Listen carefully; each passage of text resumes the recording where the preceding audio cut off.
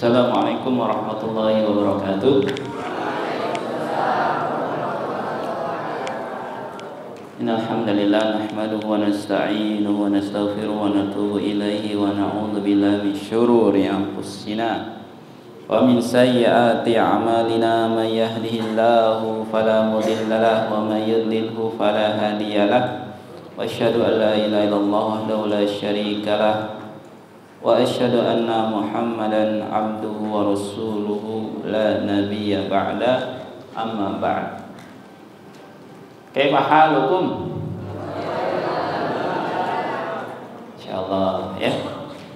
Alhamdulillah para santri Al-Hunafa Boarding School MTS MA semua digabung ya. Yang keren-keren, masyaallah. Yang ganteng-ganteng, yang soleh, solehah, nggak ada solehah ya, yang soleh. Alhamdulillah pada pagi hari ini kembali antum duduk di masjid untuk daurah selama 1 pekan ya. Dan daurah yang antum telah ikuti selama beberapa hari ini pembahasan terkait dengan apa nak? Judulnya Nawaqidul Islam, pembatal-pembatal keislaman. Yang mana yang pertama kali antum harus ingat selalu, kita harus bersyukur karena sudah bisa duduk di suatu tempat, yang mana tempat kita duduk hari ini dalam rangka untuk apa? Menuntut ilmu agama, menuntut ilmu syar'i yang merupakan hukumnya apa? Wajib. Talabul ilmi fardhatun ala kulli muslim. Menuntut ilmu wajib bagi setiap muslim. Hukumnya wajib, kalau dikerjakan dapat pahala, kalau ditinggalkan dapat dosa. Berarti yang nggak menuntut ilmu dosa, Ustaz. Betul. Karena Rasulullah menganjurkan untuk menuntut ilmu. Karena kalau orang nggak menuntut ilmu akan bodoh dan nggak mengerti agama. Bisa tersesat nggak dia? Bisa sekali. Dan banyak sekali aliran-aliran sesat atau orang-orang sesat, bahkan mereka nggak hanya sesat untuk diri mereka sendiri, mereka ingin menyesatkan orang lain agar tersesat bersama-sama. Nah, dan pimpinan yang paling sesat siapa? Iblis, betul, syaitan ya, iblis, syaitan. Dan setan itu ada 2 jenis, minal jinnati wan nas. Nah, setan dari jin dan manusia yang suka ganggu temennya kalau lagi belajar, usik-usik, cewel-cewel, itu setan kan tuh. Aduh, ya hati-hati. Yang suka gangguin temennya lagi khusyuk belajar, nggak diajak ngobrol, setan bukan tuh. Nah, ya. Maka kita harus bekali diri kita dengan ilmu. Karena ilmu merupakan kewajiban dan doa yang selalu diminta oleh kita setiap hari minimal 17 kali dalam sholat kita. Apa itu doanya? Ihdinas siratal mustaqim. Ya Allah, tunjukilah kami jalan yang lurus. Jalan yang bagaimana? Siratal ladzina an'amta 'alaihim ghairil maghdubi 'alaihim waladdallin. Ya Allah, tunjukilah kami jalan yang lurus. Jalan yang seperti apa? Yaitu jalan-jalan yang Engkau beri nikmat, yang Engkau berikan petunjuk, hidayah, kenikmatan atas mereka dari para sahabat Nabi, para nabi, para tabi'ut tabi'in, para ulama, orang soleh, orang yang jujur. Dan kita juga berlindung dari jalannya orang-orang yang dimurkai, maghdub. Dan juga berlindung dari jalan orang-orang yang sesat. Siapa orang yang dimurkai? Siapa? Hah? Siapa? Setan lagi? Hah?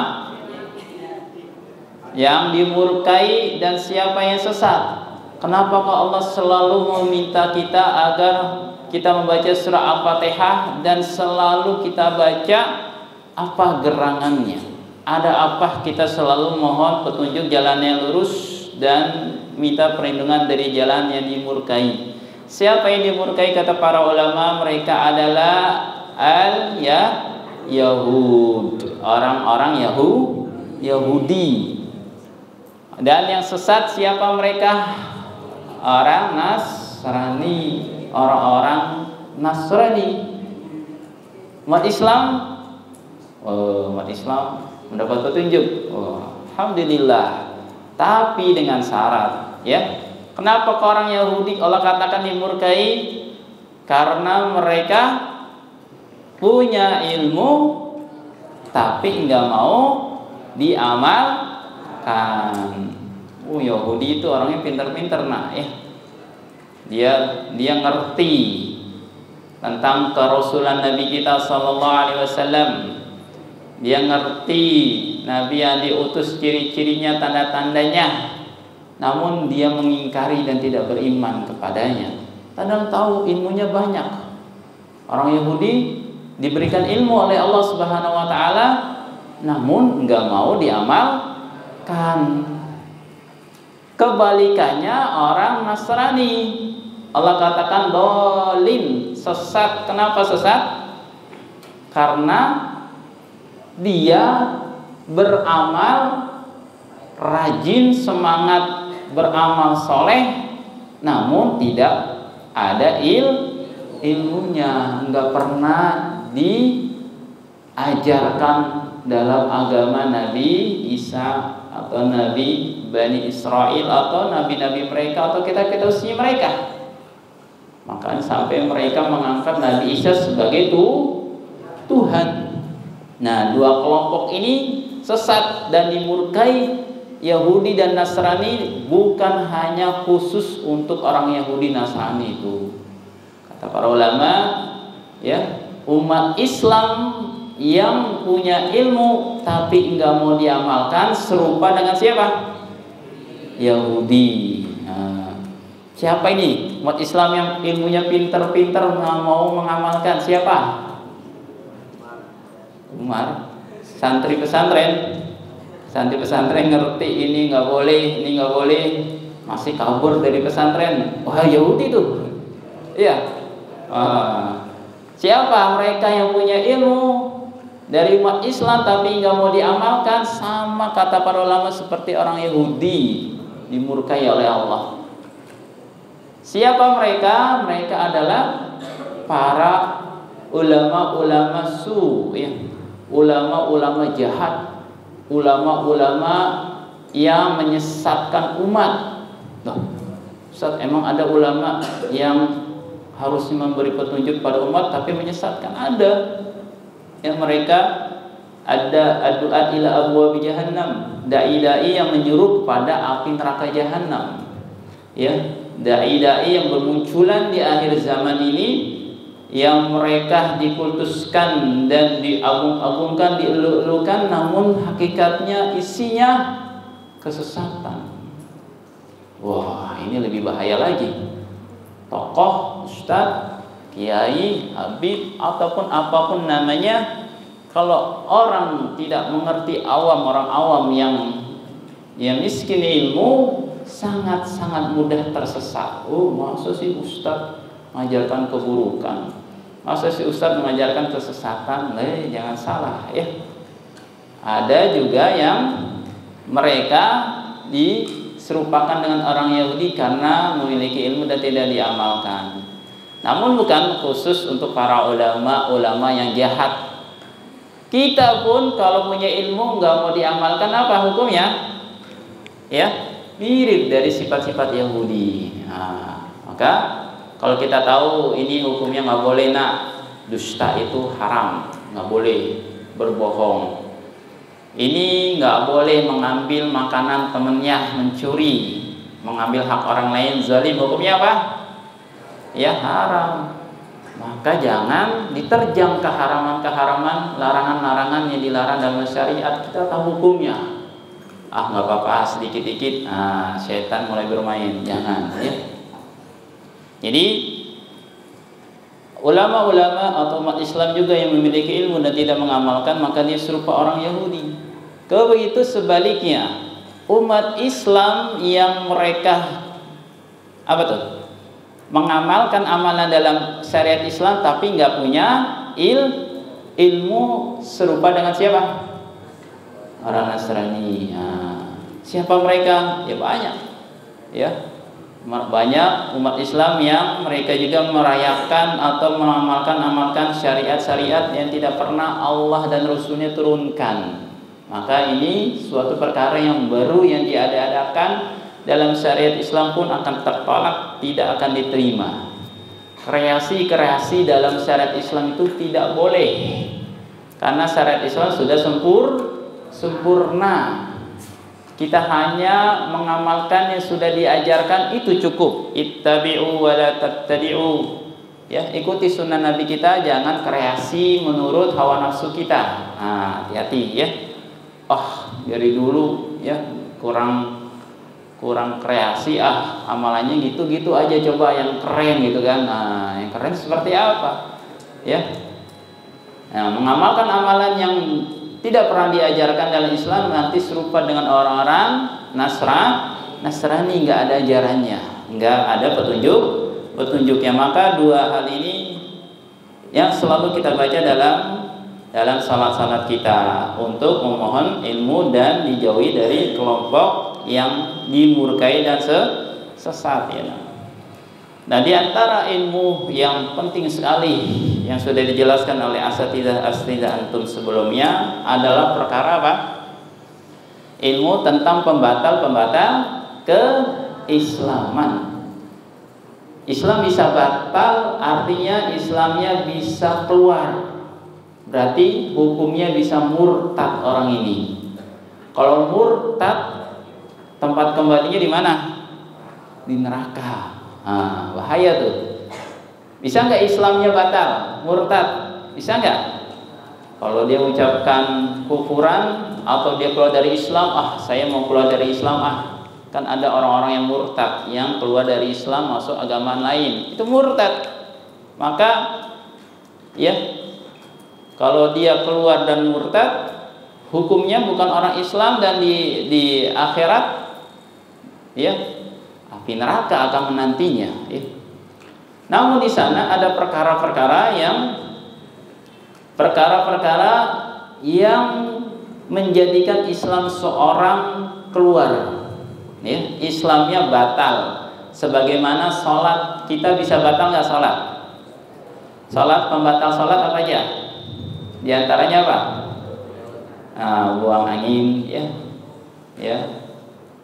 bicara, ngomong tuh ya, itu bisa batal. Wudunya batal, sholatnya batal ya. Sama seperti halnya Islam ya. Ketika seorang mengamalkan amalan-amalan ini bisa keluar dari Islam. Apa aja amalannya yang kemarin sudah dijelaskan sampai nomor 4 ya. Yang pertama apa? Syirik. Kesyirikan, menyekutukan Allah, menyembah selain Allah. Kedua apa? Ya,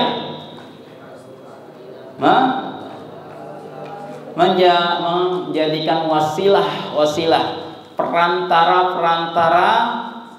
ya selain Allah dalam memohon pertolongan, doa dan lain-lainnya yang ditunjukkan pada selain Allah, mengambil perantara.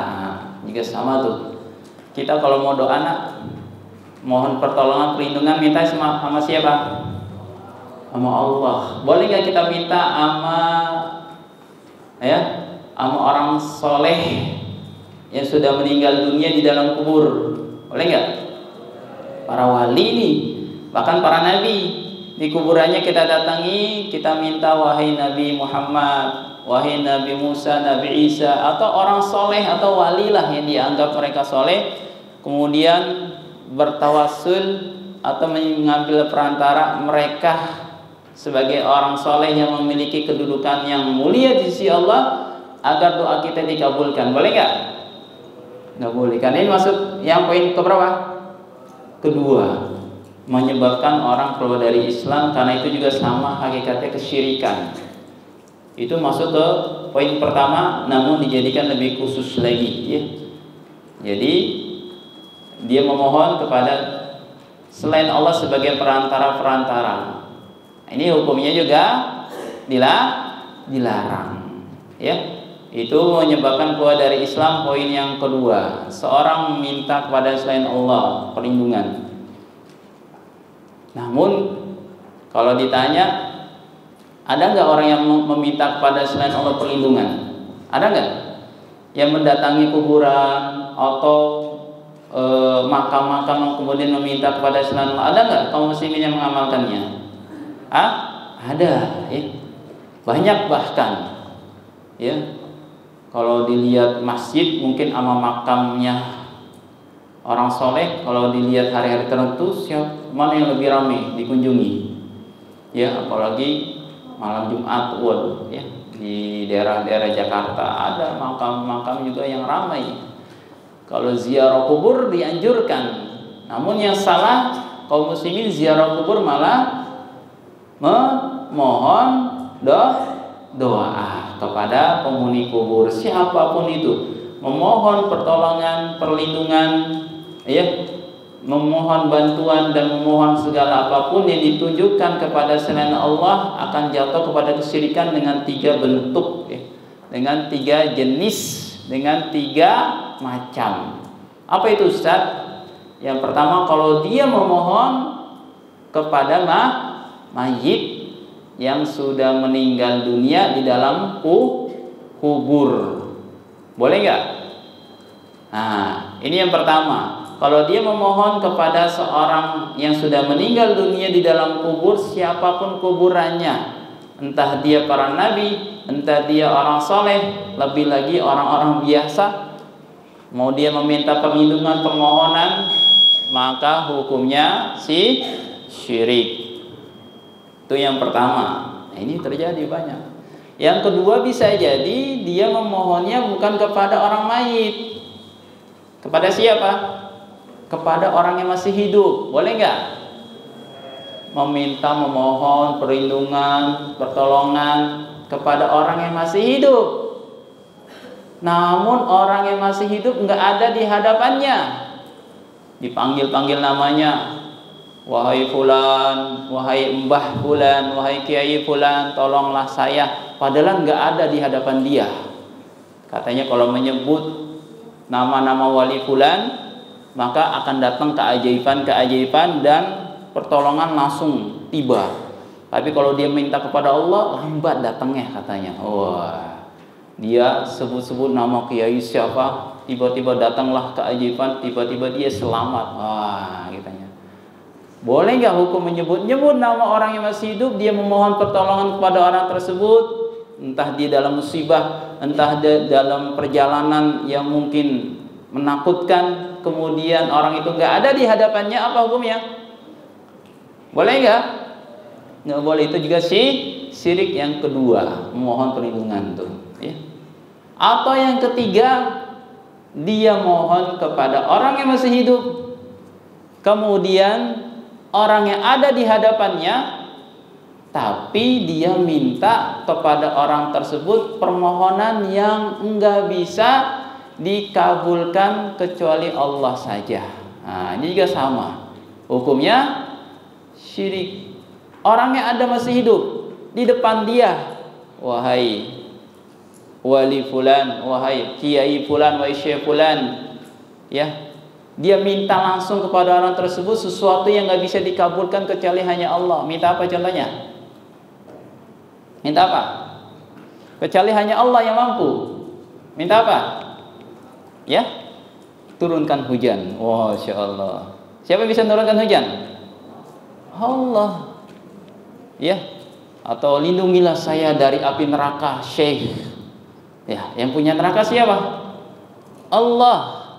Ketika dia meminta kepada perkara yang nggak bisa dilakukan kecuali hanya Allah, maka permintaannya permintaan syirik 3 ini. Ingat-ingat tuh, ya. Maka yang selain 3 ini bisa jadi boleh dia minta kepada seorang di hadapannya, orang yang masih hidup, dan dia memohon kepada sesuatu yang bisa dilakukan oleh orang tersebut, hukumnya boleh nggak?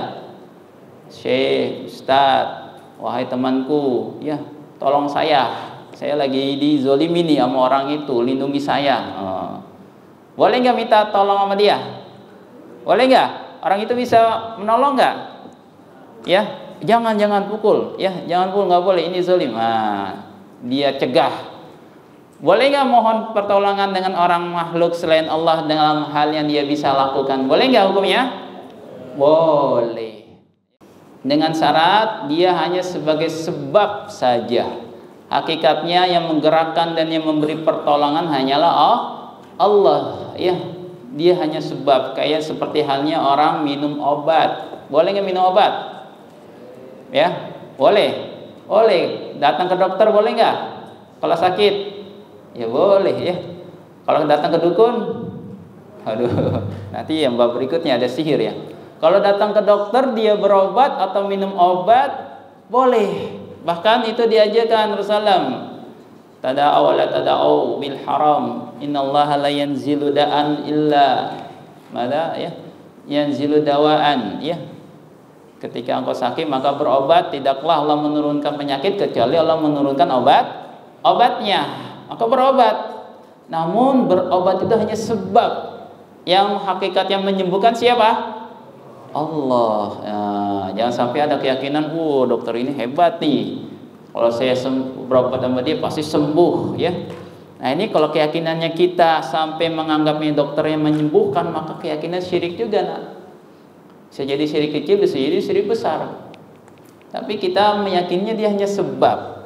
Kalau Allah nggak berkehendak, masih aja orang itu sakit. Tapi kalau berkehendak sembuh, dan itu hanya sebuah sebab. Yang menyembuhkan, yang memberikan manfaat siapa? Allah, gitu ya. Nah, ketika dia pun meminta pertolongan pada seorang yang masih hidup, kemudian orang itu mampu, maka hukumnya boleh. Ya. Tapi kalau dia meminta yang tidak sanggup, maka jadi syirik. Paham? Artinya? Nah, itu menjadi wasilah. Yang ketiga apa kemarin? Sebutkan. Apa kemarin yang ketiga? Ya? Apa? Masih ingat siapa yang nyatat? Apa menyebab pembatal keislaman yang ketiga? Membantu atau tidak mengkafirkan ya, tidak mengkafirkan atau meragukan kekufuran orang-orang musyrik. Nah, itu juga orang kafir, udah jelas-jelas kafir, dia malah meragukan, apalagi kalau dia menolong. Nah, itu bisa menyebabkan kekufuran. Yang keempat apa, Marin? Ya? Apa? Apa yang keempat? Ya? Nah, yang MA mana MA? Suaranya nggak ada. Aduh. Mana MA? Yang keempat apa MA? Kelas 3 mana kelas 3? Apa? Ya?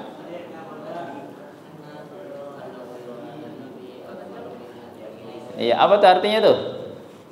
Orang siapa yang meyakini petunjuk selain petunjuk Nabi lebih sempurna, ya? Atau dia berhukum kepada selain hukum Allah itu lebih sempurna. Nah, itu yang keempat ya. Yang kelima apa yang kelima? Belum. Yang kelima apa yang kelima? Ya, sekarang yang kelima antum bisa catat, yaitu kata Syekh selanjutnya, man abghadha syai'an mimma jaa bihi rasul walau amila bihi kufur ya, walau amila bihi kafar ya. Yang kelima, penyebab pembatal keislaman berikutnya, ini bahaya nak ya, adalah orang yang membenci sesuatu dari apa yang datang dari Rasul ya. Seorang yang membenci sesuatu yang datang dari Nabi kita Muhammad sallallahu alaihi wasallam atau dari Rasul, walaupun dia mengamalkannya ya. Dia membenci syariat Rasul, membenci yang diperintahkan Rasul atau yang datang dari Nabi kita, walaupun orang itu mengamalkannya, maka hukumnya bisa kufur ya. Nah, itu. Sudah? Ustaz ulangi. Yang kelima, pembatal keislaman berikutnya adalah seorang yang dia membenci syariat atau sesuatu yang datang dari Nabi walaupun dia mengamalkannya, maka hukumnya menjadi kufur.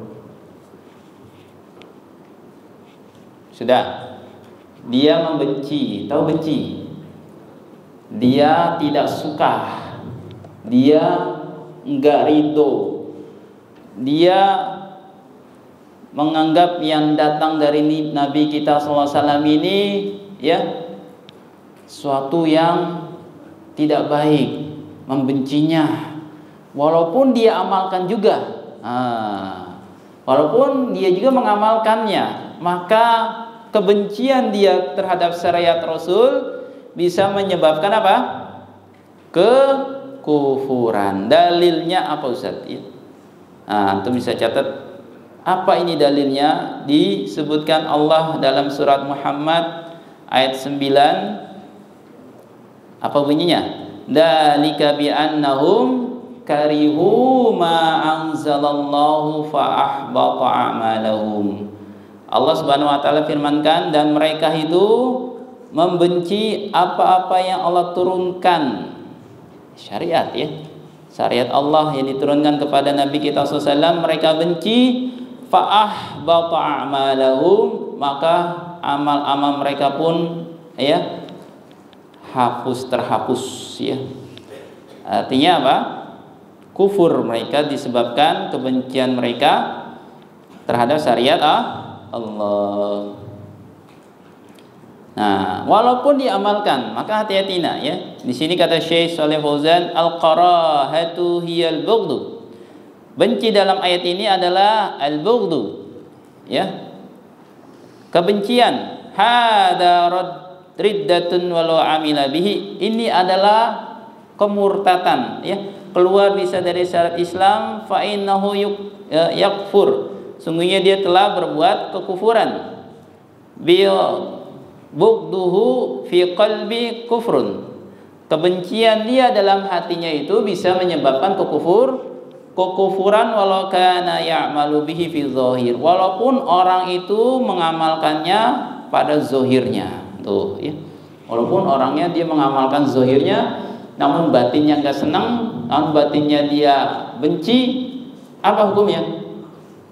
Bisa kufur. Ini seperti siapa? Orang seperti apa ini? Orang yang dia beramal soleh namun hatinya benci. Seperti siapa?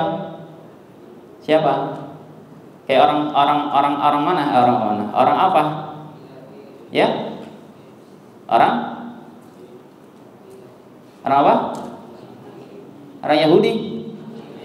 Orang? Satu yang jelas suaranya, jawabnya bareng-bareng kedengeran. Orang munafik. Orang-orang munafik di antara ciri-cirinya dia menyembunyikan kekufuran ya. Menyembunyikan kekufuran tuh, hatinya dongkol, hatinya enggak seneng. Tapi karena takut dengan syariat Islam, akhirnya dia pura-pura Islam aja. Ya, daripada nanti diperangi oleh Rasulullah SAW, ya dibunuh dalam perang jihad, akhirnya dia masuk Islam padahal hatinya enggak senang. Ini orang munafik. Dan orang munafik ya, yang munafik keluar dari Islam adalah munafik i'tiqadi, munafik yang pada dalam batinnya ya. Batinnya dia enggak senang syariat Islam. Nah, itu yang keluar dari Islam, yang ini munafik yang parah, yang kata Allah Subhanahu wa taala katakan dalam ayatnya, innal munafiqina fi darkil asfali minan nar. Sungguhnya orang munafik berada di keraknya api neraka. Aspal. Apa aspal? Tahu jalan aspal? Ya, jalan aspal, jalan apa? Yang di aspal ya, diinjek-injek di aspal tuh ya, lagi di aspal. Paling bawah ya. Itu orang munafik paling berat hukumannya di neraka, karena dia menyembunyikan ya kekufuran dan pura-pura masuk Islam, dan ini lebih bahaya daripada orang-orang kafir. Lebih bahaya mana, orang kafir sama orang munafik? Kenapa? Apa?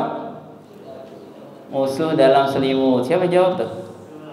Oh, Masya Allah. Nggak kelihatan terangnya. Jangan-jangan ini bukan orang munafik, nggak kelihatan kan? Ya, orang Islam ini jawabannya bagus ya. Karena orang munafik itu musuh dalam selimut, sembunyi dia. Selimutnya Islam, bajunya Islam. Ketika mau dibunuh, syahadat asyhadu an la ilaha illallah, nggak boleh ya. La ilaha illallah. Oh, ini umat Islam juga. Tapi dari belakang ketika kita lengah, dia apain? Ditikam antum ya. Antum yang dibunuh. Waduh. Ini orang munafik bahaya. Kalau orang kafir jelas ya, mungkin pakai salib, ciri-ciri kekufuran ke orang bukan orang Islamnya kelihatan, tapi orang munafik seperti umat Islam. Ini yang paling bahaya ya. Makanya lah hukumannya juga mengerikan di akhirat, dia di api neraka yang paling bawah. Ayat Al-Quran di surah Al-Baqarah kalau antum baca, yang pertama-tama Allah jelaskan adalah ciri-ciri orang munafik, lebih banyak ayatnya daripada ciri-ciri orang kafir ya. Nah, ini harus berhati-hati kita ya. Orang-orang yang menampakkan Islam namun hatinya benci, enggak senang ya. Nanti pasti Allah akan menampakkannya ya. Yauma tublas sarair, walaupun mungkin enggak di dunia, di akhirat nanti ditampakkan, dan bisa jadi di dunia akan terlihat ya.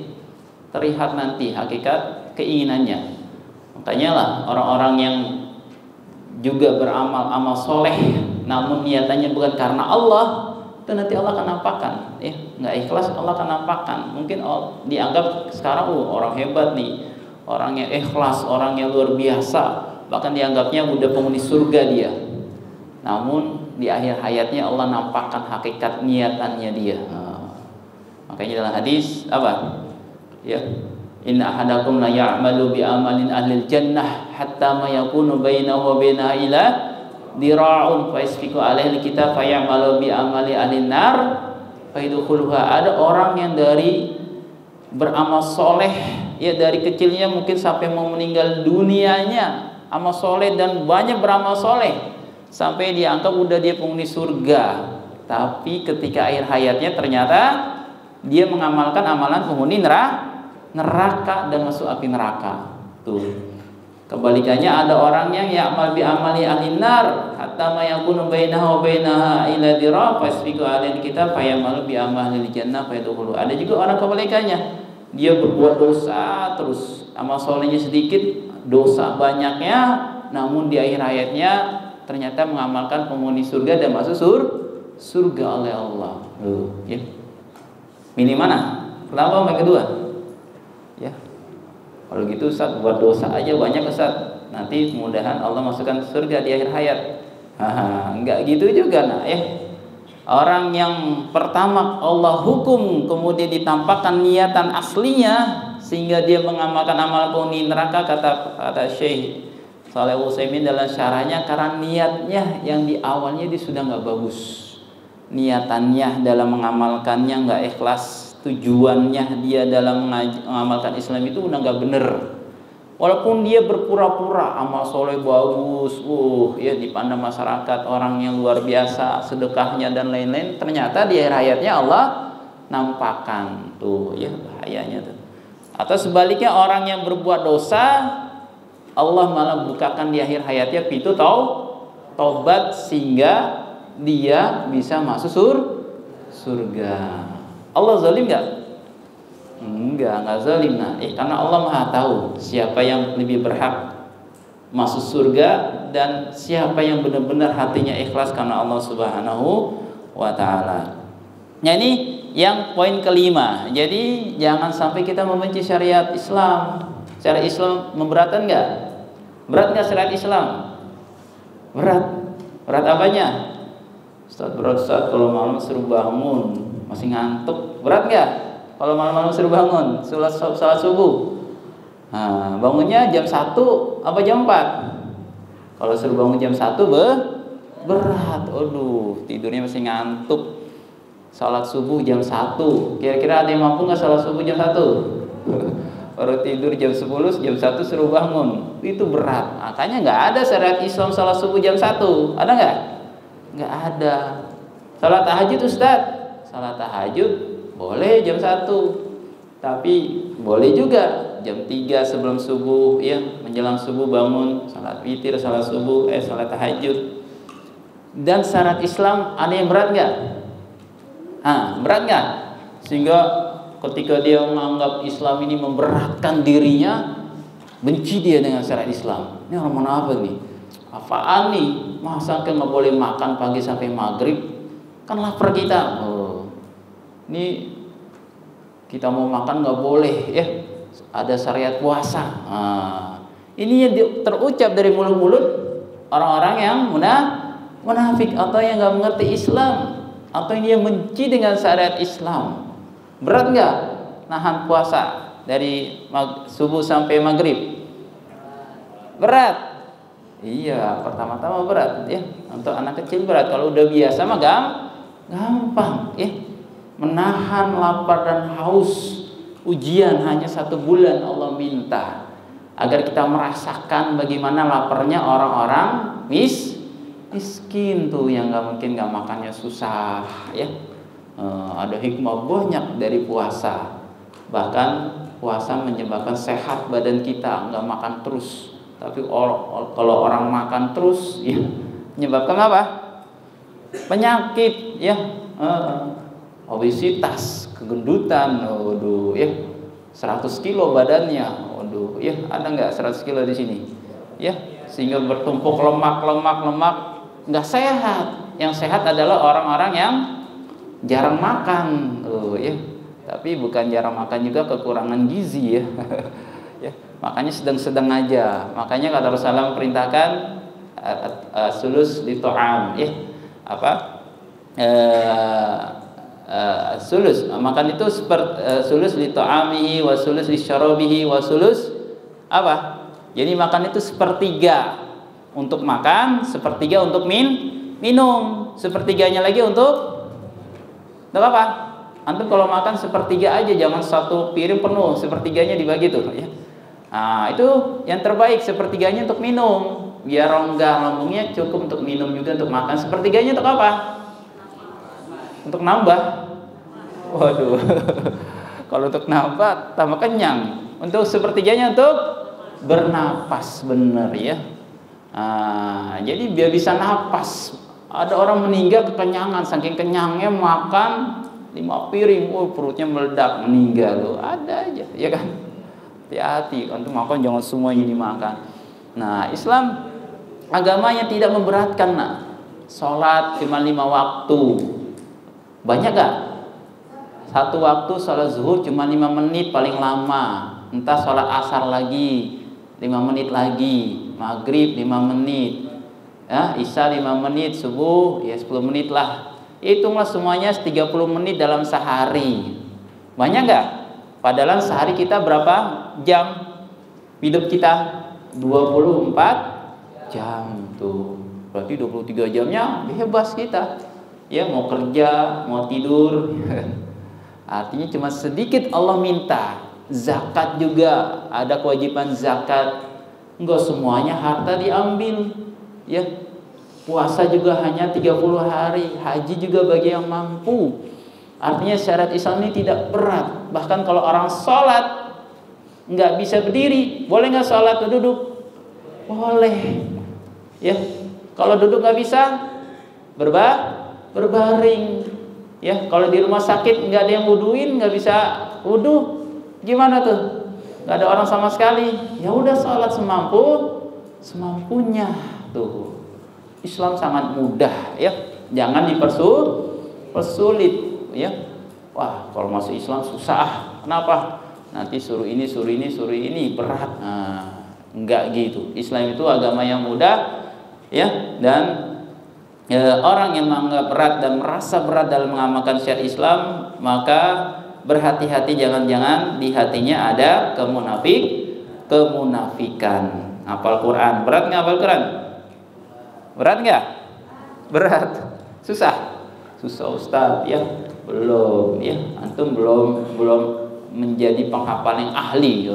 Hafal Quran itu seperti pisau. Kalau semakin hari terus diasah, pisaunya akan tajam. Yang baru-baru mungkin hafalnya susah sekali. Coba tanya lama-lama. Oh ya. Sehari bisa dapat 1 lembar tuh. Maka bisa 1 juz mungkin. Ada nggak? Oh ya. 2 lembar, 3 lembar, bisa 1 juz ya. Kalau dia semangat ya. Setengah juz, 5 lembar. Kenapa sering menghafal dan enggak berat? Walaqad yassarnal Qur'ana lidzikri fahal min muddakir. Bahkan Allah katakan, sungguh Allah memudahkan Al-Qur'an untuk dihafal, apakah ada yang mau menghafalnya ya. Taib, kemudian yang berikutnya para santri, yang terakhir, pembatal Islam berikutnya yang kita harus berhati-hati, jangan sampai yang tadi kelima apa? Kita membenci ya. Benci itu tanda nggak suka. Kalau nggak suka itu berarti tanda kita ya tidak meridhoi syariat ini, maka harus berhati-hati, tanda kemunafikan dan tanda dari sebab keluar dari Islam. Yang keenam apa? Kata Syekh rahimahullah ya dalam tulisannya kitab Nawaqidul Islam, man istahza'a bi syai'in min dinir rasul aw sawabillahi aw iqabihi kufrun ya. Yang berikutnya adalah orang yang mengejek, mengolok-olok sesuatu dari agama Rasul. Nah, ini juga seorang yang dia mengolok-olok, mengejek agama Islam walaupun candaan sifatnya ya.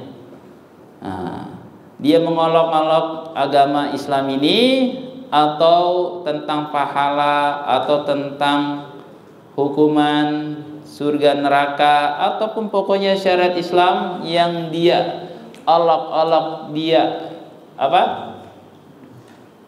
Dia mempermainkannya, maka menyebabkan keluar dari Islam tuh ya. Hati-hati nak ya. Nah, apa kata Syekh As-Sadis min Anwa Uridah, kita bacakan nih ya. Al-istihza'u bima anzalallah, yang mengolok-olok terhadap apa yang Allah turunkan, au bi syai'in mimma ja'a bihi rasul, atau apa yang datang dari Rasul, walau kana minas sunani wal mustahabbat, walaupun yang diejek-ejek itu, diolok-olok adalah perkara yang sunnah, perkara suatu yang dianjurkan. Seperti apa nak? Seperti siwak. Nih sini tulis kasiwak, seperti orang memakai kayu siwak. Oqosul syarib, atau dia memakai atau memotong kumis. Wa akhdus sya'ril ibti, atau dia menarik bulu ketiaknya. Wa taqlimul adhafir, atau dia memotong kukunya. Idza stahza'a, kalau dia mengolok-olok perintah-perintah sunnah yang diajarkan Rasul itu, sara kafiron, maka dia bisa menyebabkan kafir. Os ya. Ada embe mau lewat, ternyata yang lewat orang ya. Jenggotnya panjang. Aduh ya. Diolok-olok apa? Ya kambing. Masya Allah. Ya alhamdulillah sabar. Ya alhamdulillah kata anak-anak saya nggak ada jenggotnya Ustaz ya. Yang ada jenggotnya panjang, diapain tuh? Ya, diolok-olok. Kalau perempuan pakai cadar, jilbabnya rapi, besar, ya. Apalagi banyak sekarang ABG ya kan? Apa ABG? Tahu nggak ABG? Ya, akhwat berjilbab gede ya kan? Jilbabnya gede ya kan? Kemudian cadaran, diolok-olok, awas ada ninja. Waduh, ninja Hattori kata orang. Ya. Mau terbang tak apa, nah, diolok-olok tuh. Dia mengolok-olok syariat siapa itu? Syariat Islam. Celananya dipotong, gak menutup mata kaki. Dibilang apa lagi? Kebanjiran. Waduh, ya. Kebanjiran. Awas dari teroris. Ciri-ciri terorisnya. Dia mengolok-olok yang hakikatnya dia mengolok pembuat syariat. Siapa membuat syariat? Allah melalui Rasul. Berarti dia enggak mengolok, orang itu mengolok orang yang mengajarkan awalnya siapa? Nabi kita sallallahu alaihi wasallam. Maka hukumnya menyebabkan kekufuran. Nah, ini bahaya. Dan orang yang melakukan perbuatan kekufuran yang jelas sudah kufur, ya, maka kalau dia melakukannya dengan kesadaran dan tanpa keterpaksaan, kufur, ya, dia menyebabkan keluar dari Islam. Kecuali kalau dia melakukannya karena ketidaktahuan. Nah, ketidaktahuan ini juga harus terperinci. Orang melakukan kesyirikan, datang ke kuburan minta-minta atau mengolok-olok, ketika tanya, atau kok melakukan seperti ini kan syirik, karena nggak tahu, bodoh misalnya, nggak ngerti. Itu kata Syekh Shalih Fauzan, nggak diterima uzur bil jahl.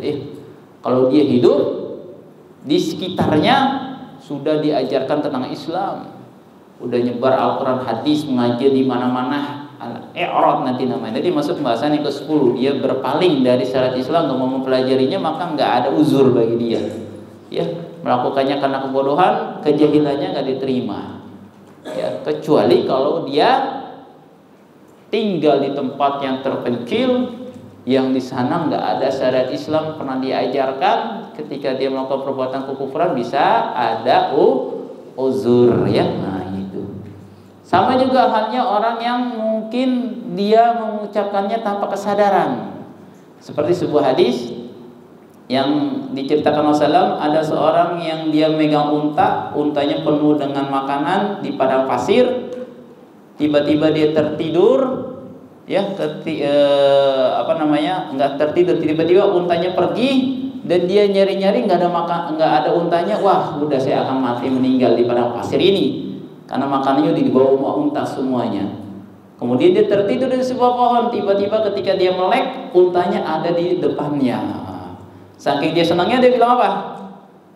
Ya Allah, anta rabbi wa ya Allah, anta abduk wa ana rabbuk. Ya. Saking dia senangnya, dia salah berucap, ya Allah, engkau adalah hambaku, saya Tuhanmu, gitu. Ini kalimat apa? Kufur, ya. Tapi dia mengucapkannya itu spontanitas, ya, artinya dia enggak bermaksud dengan ucapan itu, maka dia enggak kufur. Rasulullah enggak menghukumi kufur kalau dia mengucapkannya, ya, tanpa kesadaran. Bisa jadi kayak orang marah gitu kan, marah sampai marahnya lepas kontrol, ya, ucapannya, ya, keluar ucapan yang lepas kontrol. Nah, ini, ya, uzur, ya. Atau dia dipaksa.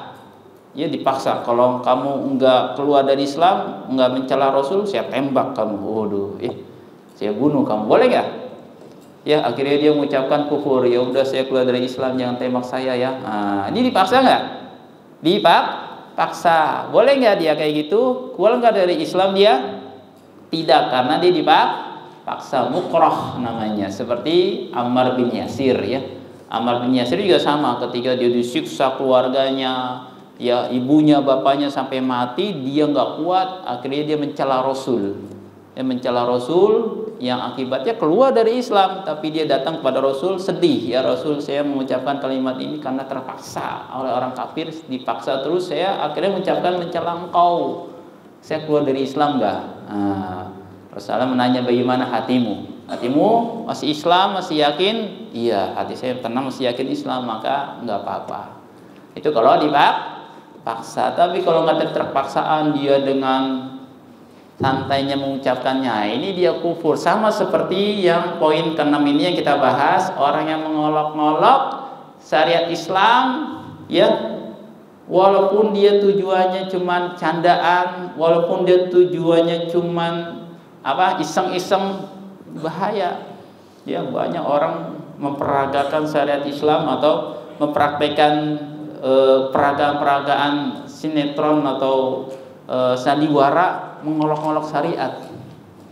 Nah, ini bisa keluar dari Islam walaupun dia dia hanya candaan. Dalilnya apa? Dicatat dalilnya itu surat At-Taubah ayat 65. Jadi nggak boleh nggak boleh mengolok-olok Kata Allah Subhanahu wa taala, "Wa la in sa'altahum la yaqulanna innama kunna nakhudu wa nal'ab." Seandainya engkau bertanya kepada mereka, mereka berkata, sungguhnya kita nakhudu wa nal'ab. Kita hanya bermain-main saja. Ya, candaan saja. Qul abillah. Allah pun bantah. Apakah dengan Allah wa ayatihi dan ayat-ayatnya, wa rusulihi dan rasulnya, kuntum tastahzi'un, kalian saling mengolok-olok, la ta'tadiru, janganlah engkau mengambil uzur, qad kafartum ba'da imanikum, engkau telah kufur setelah beriman. Tuh ya. Jadi keluar dari Islam ya, orang-orang yang mengolok-olok. Ini terjadi dari kalangan orang-orang munafik di zaman Rasul yang mereka ya, mengatakan dalam perkataan mereka, ma ra'aina misla qura'ina haula aqdhabu alsinah wa argabu butunan wa ajbanu inda liqa ya'nuna Rasulullah wa ashabahu. Ini orang-orang munafik yang mereka berkata dalam perjalanan mereka saling bercakap-cakap candaan. Mereka mengatakan, tidaklah kita melihat orang yang paling paling pinter ya dalam membaca Al-Quran, dan paling dusta lisannya, dan paling besar perutnya, dan paling penakut ketika ketemu musuh. Yang dimaksud mereka adalah Rasul dan para sahabatnya. Mereka candai, mereka ngolok-ngolok Rasul dan para sahabatnya. Maka ketika mereka ucapan itu, turun ayat ya. Mereka pun langsung mendatangi Rasul dan meminta uzur. Sungguhnya kita bercanda ya Rasul, tapi tidak diterima uzurnya ya. Tidak diterima karena sudah turun ayat qad kafartum ba'da imanikum ya. Engkau telah keluar dari syariat Islam ya, telah murtad tuh. Nah, jadi para ikhwah kalau mau bercanda, candanya jangan keterlaluan ya. Canda itu boleh nggak bercanda? Boleh nggak? Boleh ya, cuman candanya yang benar, jangan canda yang dusta ya. Canda juga kadang ingin membuat orang tertawa sehingga dia membuat canda-candaan yang dusta, yang enggak nyata, atau candaan yang dibuat-buat untuk orang senang, maka ini pun dilarang ya. Dilarang. Terlebih lagi kalau dia bercanda dengan mengolok-olok syariat Islam ya. Dari para ikhwatillah, para santri yang dimuliakan Allah Subhanahu wa taala. Jadi ini 2 poin apa tadi? Yang kelima apa tadi? Orang yang membenci syariat Islam walaupun dia mengamalkannya. Yang keenam, orang yang mengolok-olok agama Rasul, apapun ajarannya, sunnah, wajib atau yang lainnya, maka dia juga masuk pada perbuatan yang mengeluarkan dari Islam. Hati-hati ya. Ada hadis Rasul, ia pernah dibawakan kisah atau cerita orang yang dia menolak hadis Rasul yang Rasulullah sabdakan, idza saiqada ahadukum min naumihi fala yaghsilhu yadahu hatta fala yadkhilhu fil ina'i hatta yaghsilhu salasan. Terus jika engkau bangun dari tidur, kalau kalian bangun tidur, maka jangan masukkan tangannya ke dalam bejana ember untuk wudu, untuk ngambil air, tapi dia cuci di luar 3 kali. Dahulu nggak ada keran. Ada nggak dulu di zaman Rasul keran? Nggak ada keran sekarang kan, bisa langsung nyuci. Kalau dulu wudu yang ngambil dari ember, dari gayung. Nah, di zaman Nabi peringati jangan langsung masukkan tangannya bangun tidur, tapi cuci di luar 3 kali. Fa innahu la yadri, kata Rasul, karena enggak tahu dia. Aina batat yaduhu, karena enggak tahu tangannya lagi malam tidurnya di sebelah mana ya. Siapa yang tahu lagi malam tidur tangannya di mana? Hah? Ada nggak tidurnya tangannya getayangan ya? Ayo ya, yang sebelahan hati-hati, tahu-tahu tangannya masuk ke celana orang. Waduh, ya. Bahaya ini. Ya, diikat nanti ya. Gentayangan tangannya. Atau kalau nggak celana orang, ini bahaya. Tapi kalau tidur mungkin dimaafkan ya kalau nggak sadar. Ya, seenggak-enggaknya dia masuk gentayangan di celananya sendiri. Gatal, garuk ya kan. Garuk. Nah, dia menyentuh kemaluannya yang depan atau belakang najis enggak itu? Najis, tempat najis ya, kotor ya kan. Maka tangan ini ya bisa kena najis. Makanya Rasulullah melarang jangan dicelupkan ya di air gitu. Tapi dicuci di luar. Biar airnya tidak kena najis. Ada seorang yang dengar hadis ini, apaan nih hadis katanya? Kok ngatur-ngatur katanya? Padahal tangan Anda sendiri katanya. Anda tahu tidurnya tangan Anda di mana? Dia menolak. Bahkan dia nggak terima hadis ini.